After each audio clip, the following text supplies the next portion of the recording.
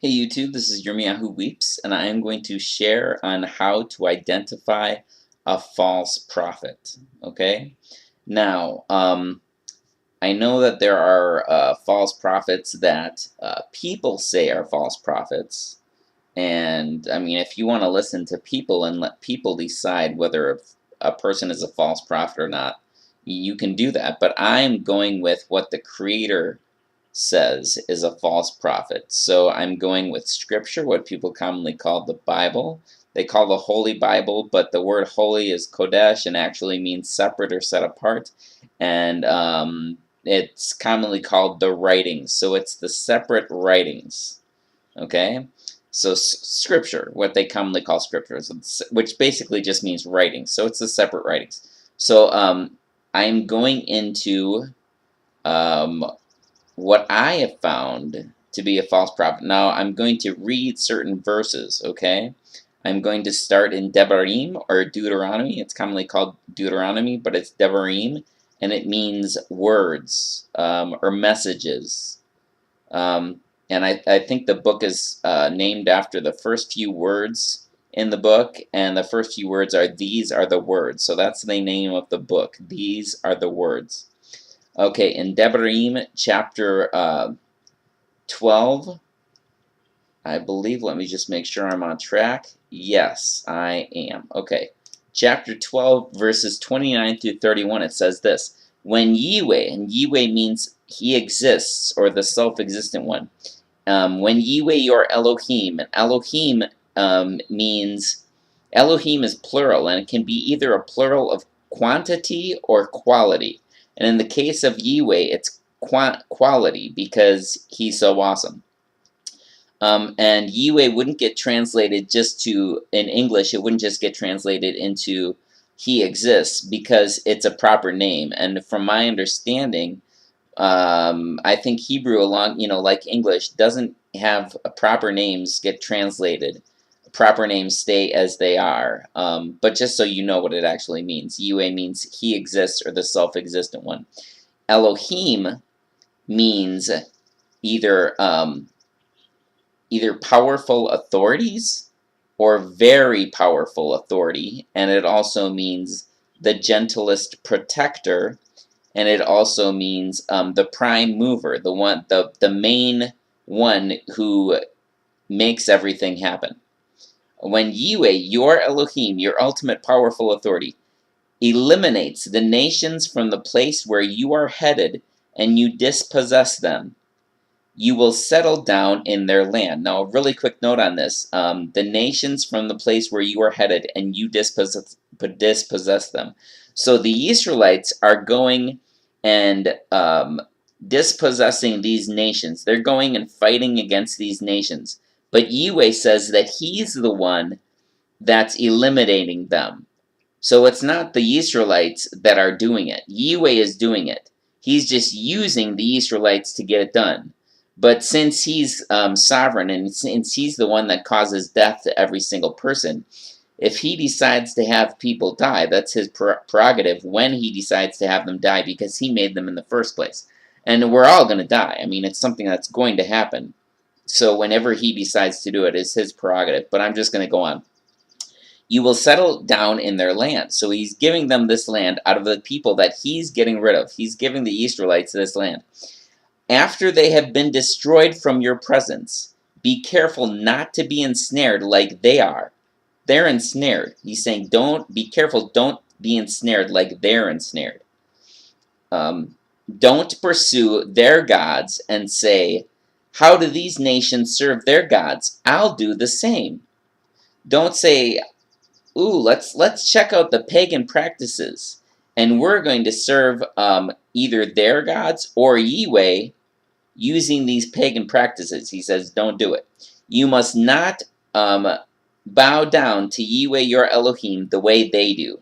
And it says worship, but worship, it really means to like bow down. But it's what you do to practice your devotion to your deity. So Yahweh's saying, don't do what they're doing. You must not bow down to Yahweh. You must not relate to Yahweh using the practices that they practice. because everything that is abhorrent to him, that he detests, everything he hates, they have done when bowing down to their gods, when worshiping their gods. They even burn their sons and daughters before their gods. I mean, he sounds just horrified by this. Burning their children. So, I mean, he's horrified by the thought of burning children. I mean, would he do that? Would the Creator burn his children? I mean, some people even think that he would burn them forever. It's just insane, psychotic. Oh, he's horrified by that. It says in Scripture, they even burn up their sons and daughters before their gods. He's just like, they're crazy. They do horrible things. So that's Devarim chapter 12, 29 through 31. Going on. Devarim, or Deuteronomy chapter 13. Suppose a prophet, or it actually would be a nabi. A nabi means one who pours forth the messages of Yahweh. One who pours forth, and it's talking about the messages of Yahweh. So it's a spokesman, basically. A prophet is a spokesman. That's what a prophet is. It's a spokesman for a deity or creator, for the creator or a supposed deity. Suppose a prophet or one who foretells dreams should appear among you and show you a sign or wonder, or a miracle. And the sign or wonder should come to pass concerning what he said to you. Namely, he says this, let us follow other gods, gods whom you have not previously known, and let us serve them. You must not listen to the words of that prophet or spokesman or dreamer, because Yahweh, your Elohim, your ultimate powerful authority, will be testing you to see if you love him, if you're devoted to him, with all your mind and being, with all of who you are. You must follow Yahweh, your most powerful authority, and revere only him, respect only him, put him above all others. And you must observe his commandments, obey him, serve him, and remain loyal to him. So he's saying you have to follow his instructions. You have to observe his commandments, obey him, do what he says to do, serve him, be devoted to him, remain loyal to him. Don't go after other supposed deities. As for that prophet or spokesman or dreamer, he must be executed because he encouraged rebellion against Yahweh, your ultimate powerful authority, who brought you from the land of Egypt, and it's actually Mitzrayim, which means oppressions, redeeming you from that place of slavery, and because he has tried to entice you from the way, Yahweh, your ultimate powerful authority, has commanded you to go. In this way, you must purge out evil from within, or the bad or dysfunctional from within. So you have to be devoted to Yahweh, not go after other deities.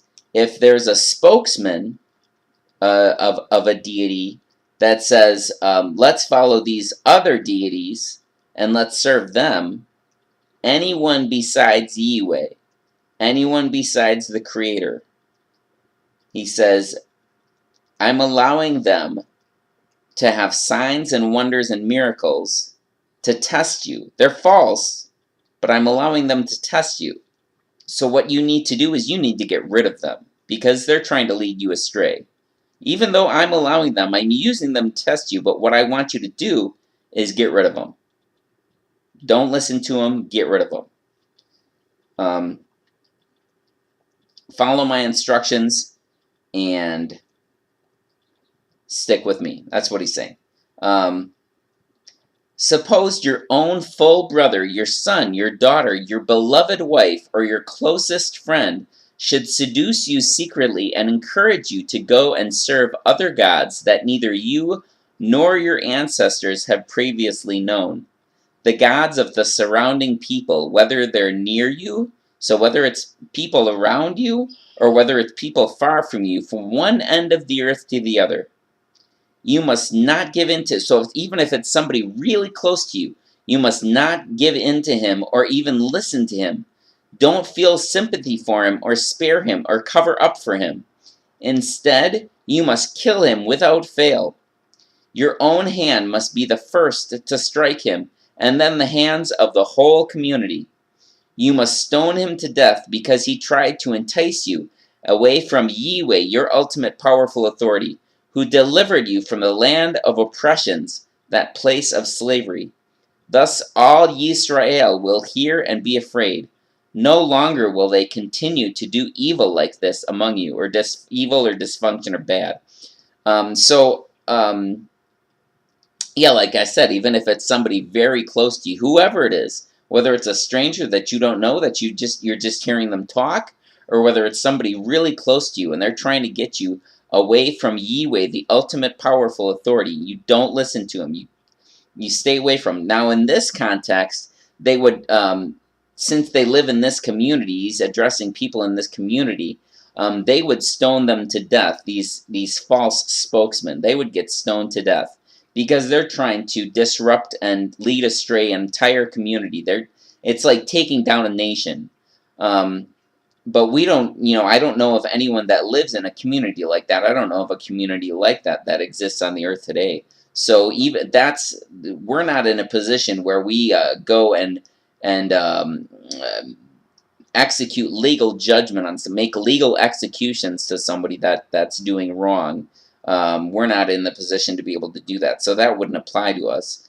But we definitely would not listen to such a person. We definitely would not put up with such a person and follow after such a person. Going on.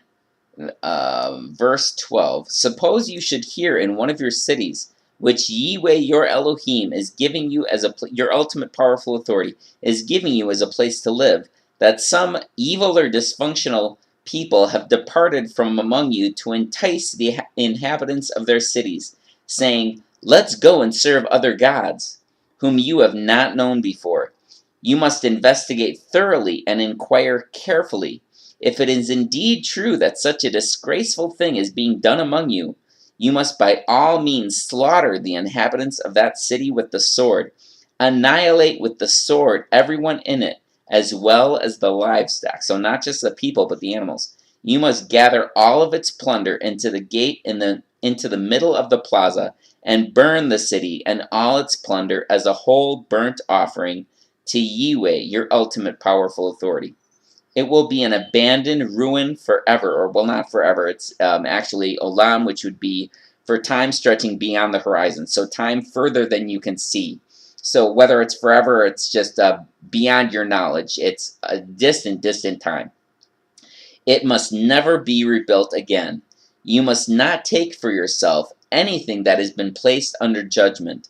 Then Yahweh will relent from his intense anger, show you compassion, have mercy on you, and multiply you as he promised your ancestors.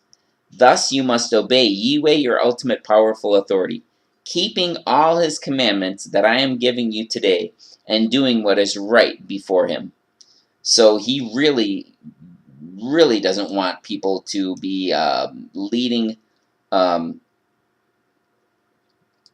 If a whole city gets enticed away from Yahweh, in this community, in the community of Yahweh, if a whole city gets enticed away, he doesn't want the evil to spread. He's quarantining. It's basically like the plague. If everybody in a city got the Black Plague, and they wanted to go hang out with everybody else in a community, no, it would be quarantine. They don't want to spread the Black Plague. Now, in the case of the Black Plague, they weren't necessarily do anything wrong to get the Black Plague, so they would be treated as best they could, unless there was nothing they could do and they would just have to die. But in this situation, the people are actually doing something to cause their annihilation. They're trying to get the community of Yahweh to go after another deity, and he's saying they're going to be they're an offering to me. I am intensely angry that they're trying to violate me. And since Yahweh is love, they're violating love. They're not just going after another deity, they're actually violating love. So yeah, that's why he's intensely angry. So that's chapter 13. Going on, let's see, where am I? Chapter 18, verses 9 through 20. When you enter the land Yahweh, your ultimate powerful authority, is giving you, you must not learn the abhorrent practices of those nations.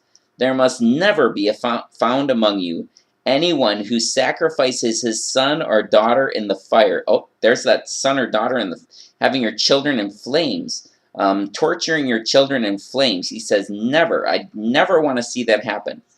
He really doesn't like that. He really does not like the idea of people being tortured in flames. He detests it. Anyone who practices divination, um, so trying to find out supernatural information through the use of like signs and mystical rituals and stuff like that. An omen reader, a soothsayer. So these are people that are supposed to be getting supernatural empowered knowledge.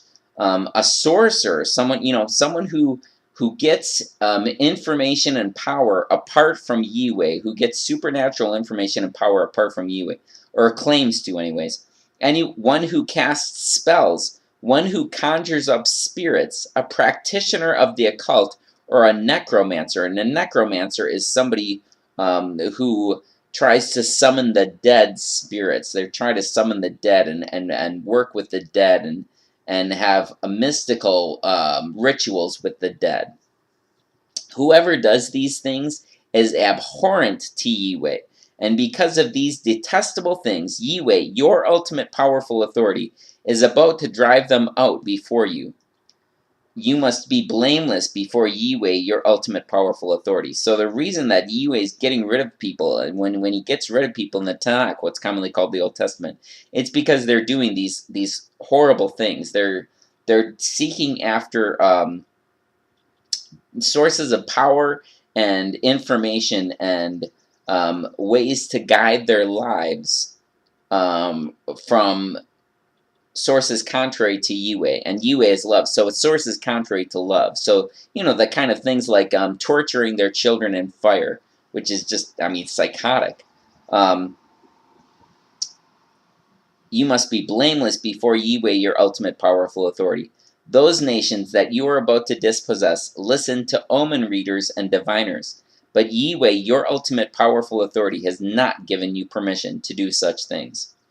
Yahweh, your ultimate powerful authority, will raise up for you a spokesman, a prophet, a nabi, one who pours forth, like me, like Moshe, from among you, from your fellow Israelites. You must listen to him. Now, we know that spokesman was Yoshua. Moshe proclaimed Yahweh and proclaimed Yahweh's instructions and how to have relationship with Yahweh and what the things people needed to do. And Yoshua reiterated those same things and expounded upon them and not, he didn't add to them, but he just clarified. This accords with what happened at Horeb in the day of the assembly. And I can't remember what happened at Horeb, so I'm skipping that.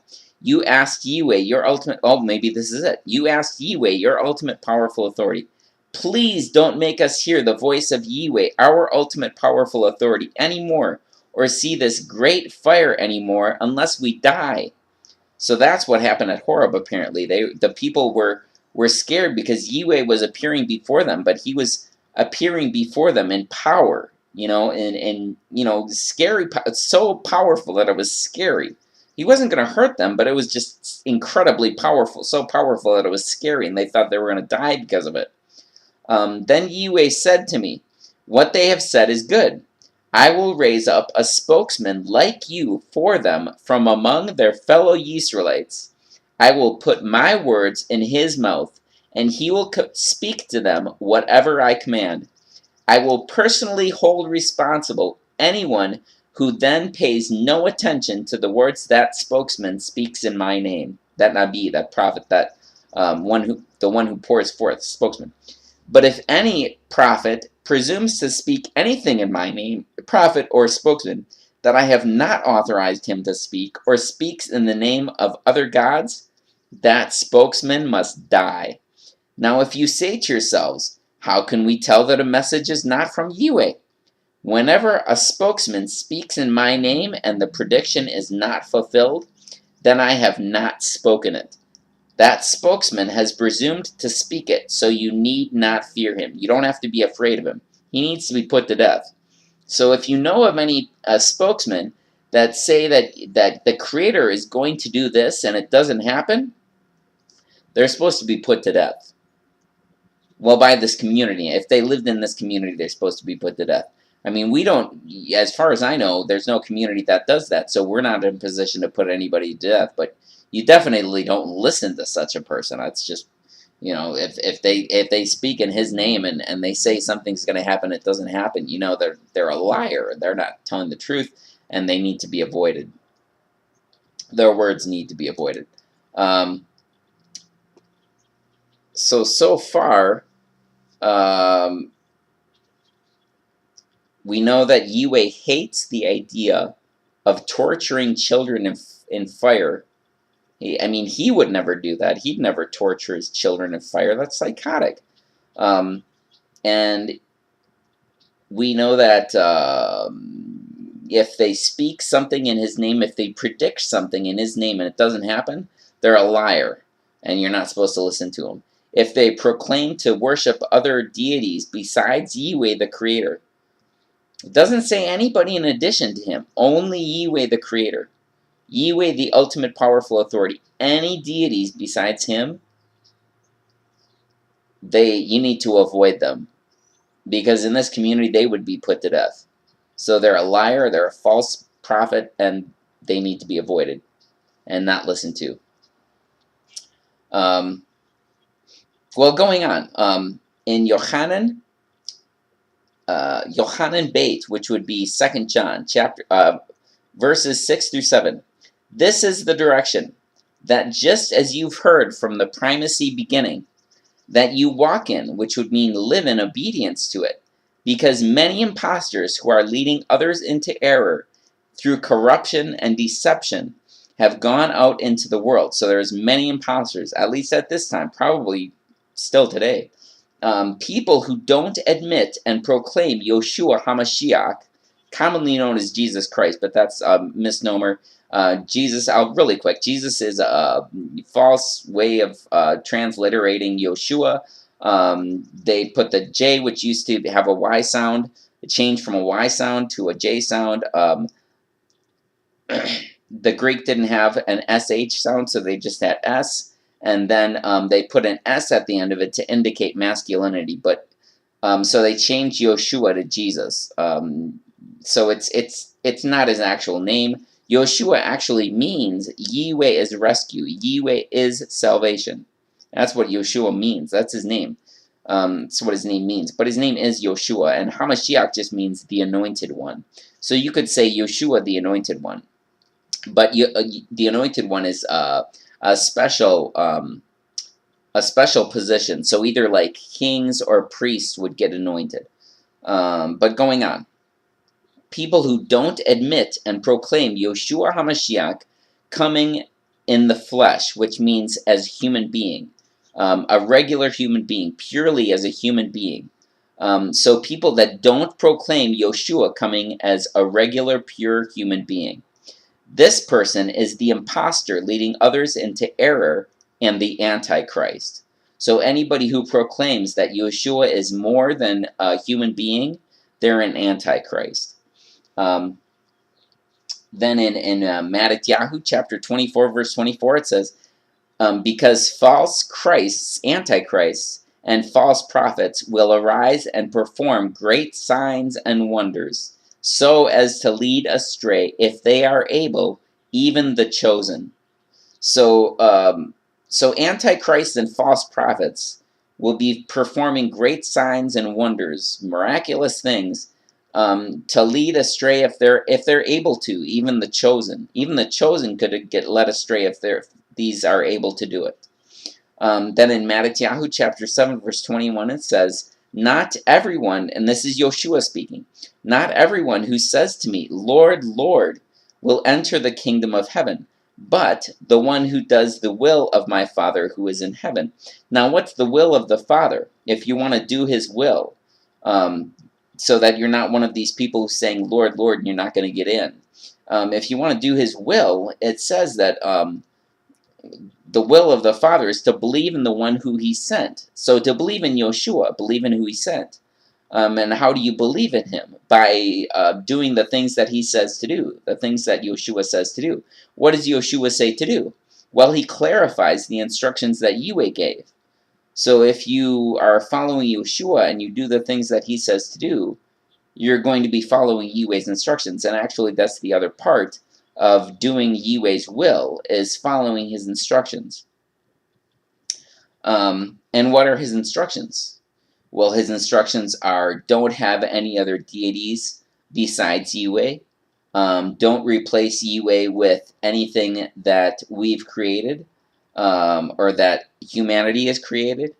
Don't obliterate Yahweh's name and character. Don't replace His character and who He is with a misperception of who He is, or with some other name.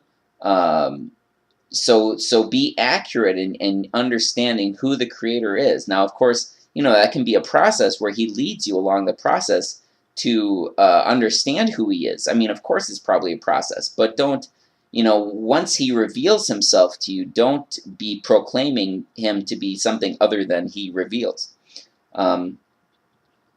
Let's see. Oh, remember the Shabbat, the day of resting. He says, there's a day I want you to rest, a special day to me. From my understanding, it's a day that occurs 4 times during the month, and the month is determined by the moon. So it's a day that's determined by the 4 quarters of the moon. And that's the day that He wants people to rest and to remember Him. And that's a sign that you have that covenant relationship with Him. Honor your father and your mother, which would ultimately be Yahweh, but it would also be our human parents. Don't murder, don't obliterate a person, don't unjustly take the life of another human being. Don't steal, don't commit adultery, which is basically having intimate relations other than the one that you've made a covenant with in marriage. So don't violate your marriage covenant and have intimate relationships with somebody else, whether it's physical or just mental, emotional, relational, with someone besides the person that you've made a covenant with. Don't obliterate the character and the name of another person, and don't long to possess something of someone else's. So those are His instructions. Now we've got some other ones like certain foods that He says are certain animals that He's made for food, and certain animals that He hasn't. Now, foods that people commonly eat that He has not made for food, that He doesn't want you to eat because He hasn't made them for food, are things like pork and pig and shrimp and crab, lobster, those kind of things. But there's a lot of other animals that He has made for food, and He clarifies which ones those are. So those are primarily His instructions. He says, observe His festival days, and don't observe holidays or religious traditions or things like that are pagan or rooted in pagan practices. Things like Christmas and Easter and stuff like that. So yeah, those are His instructions. So basically, they have to do with love, because they all come back to loving Him and loving each other. Loving Him is, don't replace Him or His name or character with somebody or something else, and keep the day that He set aside as special, to rest and to love on Him and love on each other. And then His other commandments are all about doing right by and loving each other, not murdering each other, stealing from each other, lying about each other, slandering each other, those kind of things. So yeah, those are His instructions. They all have to do with love. And now, of course, there's various other types of instructions that He has, like community. The Israelites had certain instructions for their community that you observed if you were in their community, and they had instructions for the temple, but we don't have a physical temple today, and we're not in community like that, so we can't do those. Then He had individual instructions, like He told Noah, build this huge vessel because I'm going to send a flood. So, but we don't need to do that. I don't need to go out and build a huge seagoing vessel because he told Noah that. That's not something I need to do. And there are some other types of command, national, cultural. Like he has a commandment for building a fence on your roof. But the purpose of that was because people would go out and hang out on their roof like it was a patio. And he said, build a fence so people aren't going to fall off. Well, I don't need to go and make sure that I have a fence on my roof because I don't even have a roof. I live in a rented apartment. And even if I did have a built house, I probably would not go and hang out on the roof. Most people don't. But if they do, it would make sense to have a fence on there so somebody's not going to fall off. So it's a common sense kind of thing, but it's culturally applicable. So that's my understanding with his instructions. But going on, Mattatyahu chapter, Mark 7, 6 through 9. And he said to them, Yeshayahu, commonly known as Isaiah, prophesied correctly of you hypocrites, as it's written, this people honors me with their lips, but their heart and mind is far from me. In vain do they bow before me, teaching as doctrines the commandments of men. So he's saying these people that are supposed to be religious, spiritual leaders are teaching commandments of men instead of teaching the instructions that Yahweh gives. Yahweh. I'm not particular. I don't really care which one. I understand it to be Yahweh, but however it's pronounced. You leave the commandment of Yahweh of Elohim, Yahweh the ultimate powerful authority, and hold to the tradition of men.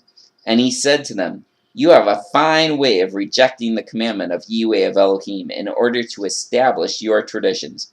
I think he was being sarcastic. You have a fine way of doing that.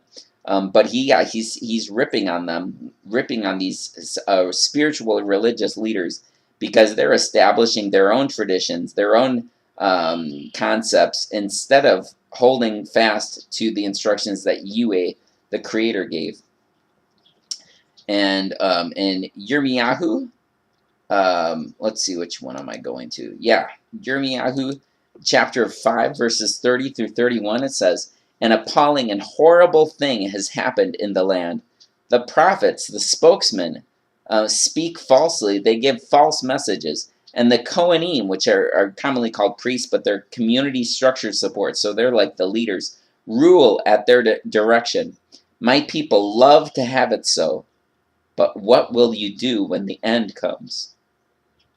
So these spokesmen are speaking, they're spokesmen that are supposed to be speaking for the Creator, are giving false messages, and these spiritual rulers are ruling at these spokesmen's false messages and at their own discretion.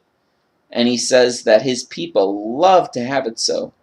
But what are they going to do when the end comes? Where are they going to go? To these false spokesmen? To these false leaders? Going on, Yirmiyahu chapter 23 says this. Yahweh says, the leaders of my people are sure to be judged. They were supposed to watch over my people like shepherds watch over their sheep. But they are causing my people to be destroyed and scattered. So Yahweh, the Elohim, the ultimate powerful authority of Yisrael, has this to say about the leaders who are ruling over his people. You have caused my people to be dispersed and driven into exile. You have not taken care of them. So I will punish you for the wrong, the evil that you have done.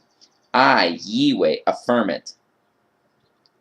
Then I myself will regather those of my people who are still alive from all the countries where I have driven them. I will bring them back to their homeland. They will greatly increase in number. I will install rulers over them who will care for them. Then they will no longer need to be afraid or terrified. None of them will turn up missing. I, Yahweh, promise it. I, Yahweh, promise that a new time will certainly come when I will raise up for them a righteous branch, a descendant of David. So it's got to be a descendant of David. He will rule, or David, he will rule over them with wisdom and understanding and will do what is just and right in the land. So he's talking about Yoshua, and Yoshua has to be a descendant of David. Now, the only way Yoshua could be a descendant of David is if Yosef is his father, because Miriam's genealogy, Miriam, commonly called Mary, her genealogy is not given, but Joseph's father genealogy is given both in Matthew, and Luke. He had a father. Joseph had a father through biological means, and then he also had a legal standing father because his biological father died, and then another man had to step in to be his legal father, but he wasn't his actual father. I already read that. Under his rule, under Yeshua's rule, Yehuda or Judah will enjoy safety, and Israel will live in security. This is the name he will go by. This is the name or character he will go by. Yahweh has provided us with justice. Yahweh our righteousness. Yehotzadik. That's what Yehotzadik means. Yahweh our uprightness, our righteousness. So I, Yahweh, say, a new time will certainly come. People will now affirm their oaths with I swear, as surely as Yahweh lives, who delivered the people of Israel out of oppressions. But at that time they will affirm with I swear, as surely as Yahweh lives, who delivered the descendants of the former nation of Israel from the land of the north and from all the other lands where he had banished them. At that time they will live in their own land. Here is what Yahweh says concerning the false prophets, the false spokesmen. My heart and my mind are deeply disturbed. I tremble all over. I am like a drunk person, like a person who has had too much wine, because of the way Yahweh and his separate message are being mistreated. Because the land is full of people unfaithful to him. They live wicked lives and they misuse their power. So the land is dried up because it is under his curse. The pastures in the wilderness are withered. Even more, Yahweh says, both the spokesmen, the prophets, and Kohanim, or priests, are godless, or contrary to Yahweh. I have even found them doing evil in my temple, my separate house. So the paths they follow will be dark and slippery. They will stumble and fall headlong, because I will bring disaster on them. A day of reckoning is coming for them. Yahweh affirms it. And it keeps on going, but I'm not going to read all of this because it's quite a lot. I'm trying to see if there's anything really quick that I want to comment on. But mostly I think it talks a lot about that these spokesmen, they're prophesying lies in the name of Yahweh, and they're being false spokesmen, and he's not going to put up with it. In 28 it says, let the prophet who has had a dream, or spokesman who has had a dream, go ahead and tell his dream. Let the person who has received my message report that message faithfully. What is like straw cannot compare to what is like grain. I, Yahweh, affirm it. My message is like a fire that purges dross. It is like a hammer that breaks a rock in pieces. I, Yahweh, so affirm it. So I, Yahweh, affirm that I am opposed to those spokesmen who steal messages from one another that they claim are from me. I, Yahweh, affirm that I am opposed to those prophets or spokesmen who are using their own tongues to declare, Yahweh declares. I, Yahweh, affirm that I am opposed to those spokesmen who dream up lies and report them. They are misleading my people with their reckless lies. I did not send them. I did not commission them. They are not helping these people at all. I, Yahweh, affirm it.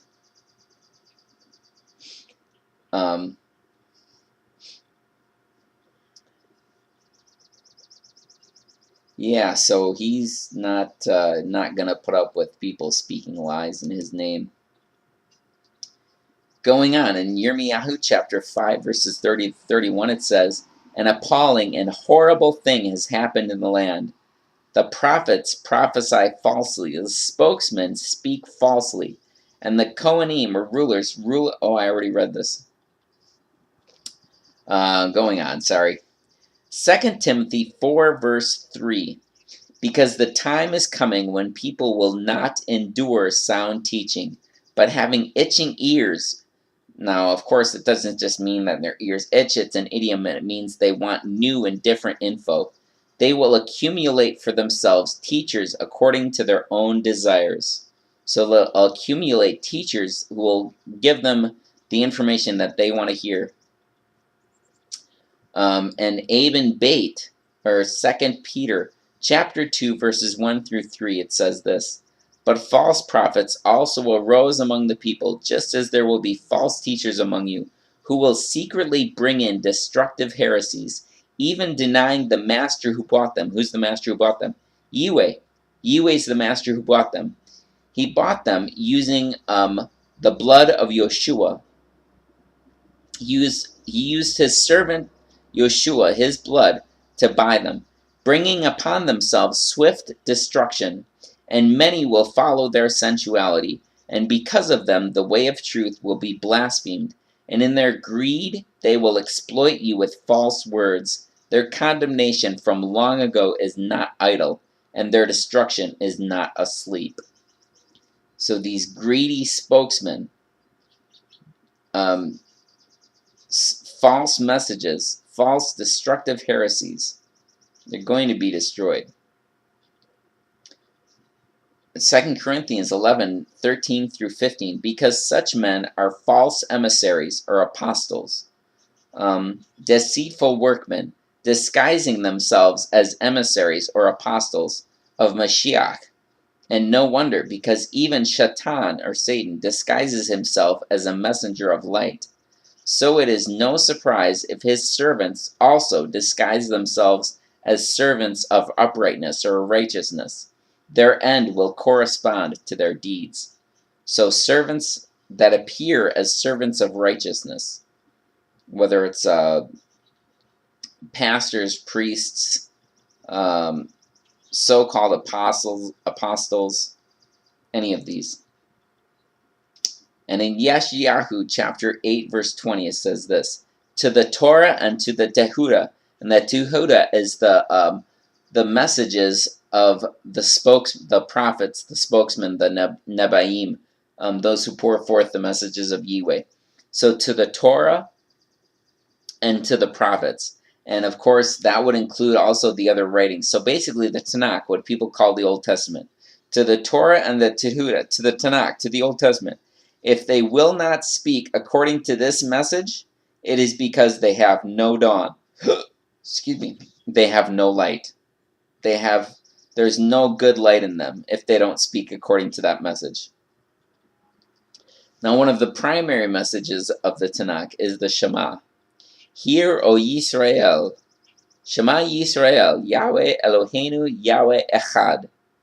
Listen up and pay attention and act accordingly, O Yisrael.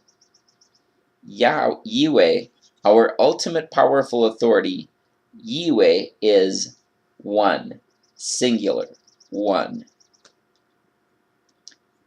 So I know this has been very long. If you've been listening the whole time, thank you. I'm going to just go over the points that I see that identify a false prophet. If they prophesy that Yahweh's instructions, Yahweh's commandments, are done away with or they no longer apply, they're a false prophet. If they prophesy that there's any deity other than Yahweh, Yahweh himself, singular, one Yahweh, if they prophesy that, if they speak that there's any deity other than him, they're a false prophet. If they proclaim that Yeshua, commonly called Jesus, is anything more than human, they're a false prophet. If they proclaim that Yahweh would torture any of his children, any human being, in flame, they're a false prophet. So that's what qualifies as a false prophet. So if you know of any religious or spiritual speakers or leaders that proclaim any of those things, they're a false prophet. Thank you very much for watching. If you have any kind of feedback, anything you'd like to offer, if you feel like there's anything I missed, with the 45 minutes long, oh my gosh, please let me know, and I will reply to you when I am able. I hope, I really appreciate you listening to this. I hope this is helpful, beneficial. I hope you have a very good life, very good day, evening, morning, whenever you watch this. And shalom, auf Wiedersehen, sayonara, slan, adios, arrivederci, bon voyage, ni hao, hi.